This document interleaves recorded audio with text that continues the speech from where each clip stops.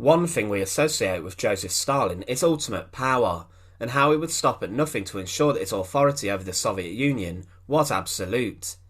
This resulted in a number of huge-scale executions and purges that took place to bring the population into line and to protect his position. Following the death of Lenin in 1924, the power within the Communist Party was unclear until Stalin would outmaneuver his political opponents and gain control of the party within a few years. His leadership was accepted, but as time went on, some elements of the party began to become slightly disillusioned with his leadership, following the failures of collectivisation and the limited effectiveness of his first 5-year plan. This gave Stalin's rivals excuses to attempt to steer the party from Stalin's leadership. One way in which he tried to regain control was by authorising a huge and bloody purge of the population. This resulted in the deaths of its estimated over 1 million people within the Soviet Union. Today we look at the brutal execution of Stalin's Great Purge, and remember as always to support our channel, please make sure to subscribe. As Stalin rose to power, many members of the Communist Party, some former Bolsheviks, began to doubt his authority and leadership. Stalin thought that anyone with ties to the government of Lenin and the Bolsheviks were a viable threat to his leadership, and for this they needed to go. He wished to maintain absolute authority as a dictator, but also he wanted to enhance his leadership of the Communist Party, and also expel any dissent to his leadership. At the time it was likely he was looking at European politics, and that Stalin noticed the dictatorship that Adolf Hitler had quickly instilled into Nazi Germany. It's possible that he even admired the approach Hitler took, instilling a brutal police state and a culture where any dissent and opposition to the leadership was met with brutal and bloody reprisals. It's believed too that he wished to unite the Soviet Union and make them stronger under his leadership, with no fear of doubting the leader. The term purge was political slang in the Union, meaning an expulsion of members of the political party. In 1933 a purge was ordered of the Communist Party, where 400,000 people lost their memberships. However, as it went on, the word purge became more associated with arrest, imprisonment, execution, or being sent to the gulags.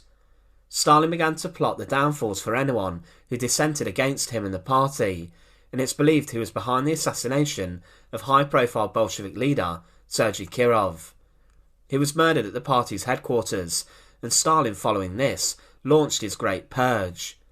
He claimed that he had uncovered a dangerous conspiracy of anti-Stalinist communists.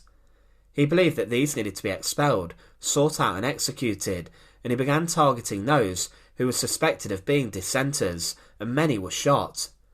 Amongst those who were targeted were political leaders, members of the Communist Party, government officials, leaders in the army, and almost anyone with evidence provided against them. It was the NKVD who were the main forces who hunted down people during the Great Purge, and subsequently carried out the arrests, interrogations, torture and execution. Nickolai Yezhov had become the head of the NKVD, and it was he who was responsible for the Great Purge. During his time in power it's claimed that up to 75% of the Supreme Soviet were stripped of their positions, imprisoned, sent to the gulags or were executed by firing squads.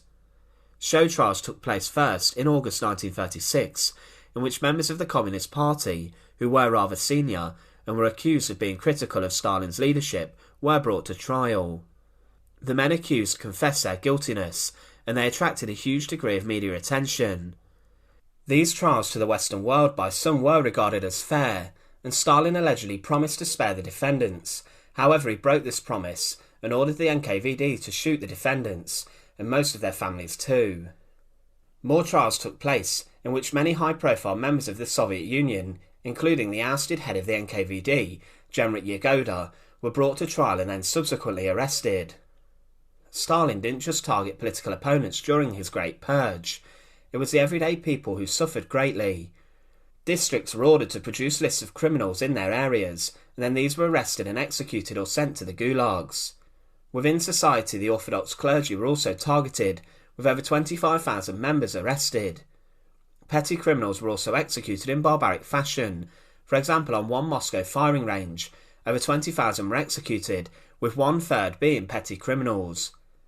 The NKVD asked Stalin to boost the numbers of people they could arrest, and Yezhov, the head of the NKVD, did this to gain more favour with him. They increased their quotas and more people were rounded up and imprisoned and then subsequently executed. The NKVD also targeted specific nationalities, for example Polish people living within the Union, and they were executed en masse, with allegedly 111,000 executions of them taking place. They made up around 12.5% of the total executions during the Great Purge. This affected a huge amount of the population, and the NKVD went after other nationalities too. The Red Army and military was not without a purge as well. 3 of 4 marshals were removed, along with 13 of 15 army commanders and 8 of 9 admirals. This saw a huge shake-up of the military forces, with many of the most experienced generals executed and killed. 50 out of 57 Army Corps commanders were purged, along with 154 out of 186 division commanders, and all of the army's commissars were purged. It was believed at the time that up to 50% of the Red Army officers were purged, being forced from their position and sent to hard labour. Many were expelled from the Communist Party, but the number is accepted mostly today as up to around 7%. But the NKVD targeted the leadership heavily, and this would have been felt as the Second World War broke out, with many of the most experienced leaders dead or in prison. Stalin referred to enemies of the people and saboteurs to describe those he wished to seek out. The killing and imprisonment began with political officials, but ended up targeting everyday civilians, peasants, ethnic minorities, artists, scientists and ordinary people. No one was safe, and at the time it was said that everyone feared the knock at the door in the middle of the night from the NKVD. One of the most brutal elements of the purge was that the families of those convicted of crimes could also be liable for execution, meaning if a father committed a crime, those as young as 12 could be shot for it as well. One of the biggest fear elements was the Gulag labour camps they were sent to. Many people wished they had just been shot rather than face the gulags, as the imprisonment and labour conditions inside there were like living under constant torture. Many died inside of the gulags, and it's impossible to estimate how many died because of disease, starvation, overworking and execution that occurred at the camps. The purge targeted much of the well-educated class within the Soviet Union. For example, teachers, writers and academics were targeted heavily, changing the landscape of culture in the Soviet Union. Most of the executions followed in the same way and were done with ruthless efficiency. The executions were carried out by a firing squad or by a single executioner armed with a gun or a pistol.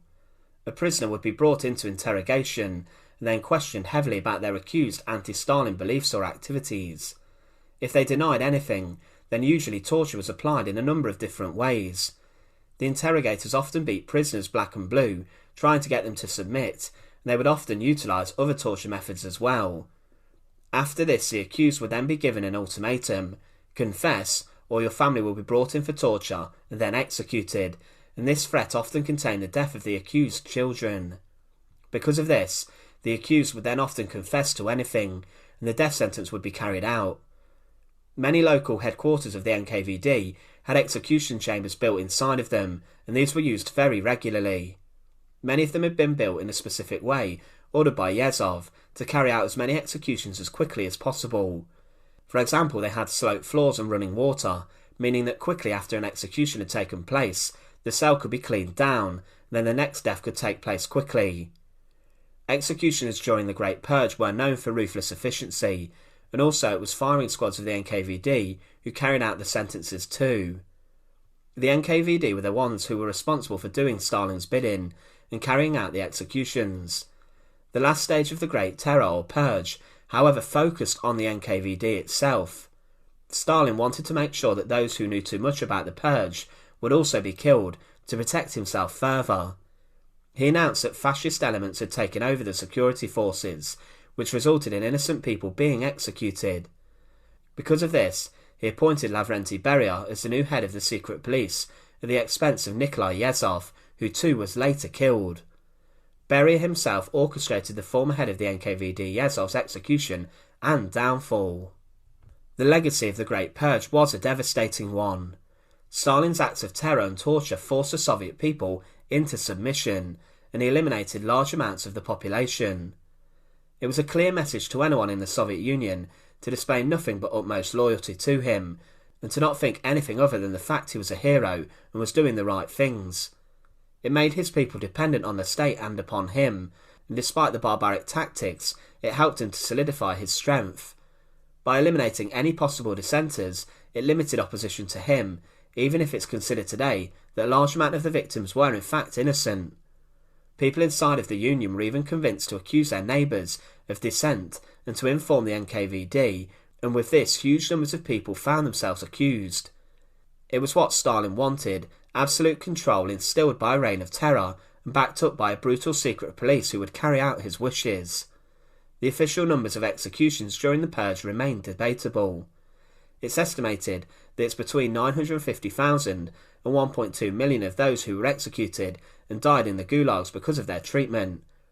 Some estimates even say that the number of dead members of society was around 7 million. However, it's mostly believed today to have resulted in the deaths of around 1.2 million people. Many of the victims were buried in huge mass graves near to the firing ranges and sites of execution, and still today huge mass graves dating back to the Great Purge are being unearthed. There are still so many stories from the Great Purge that haven't been told, with thousands of unnamed members of the Soviet population buried under the ground, the victims of the NKVD's brutal execution squads. Once again, thanks for watching. To support our channel, please make sure to subscribe, and once again, thank you so much for watching.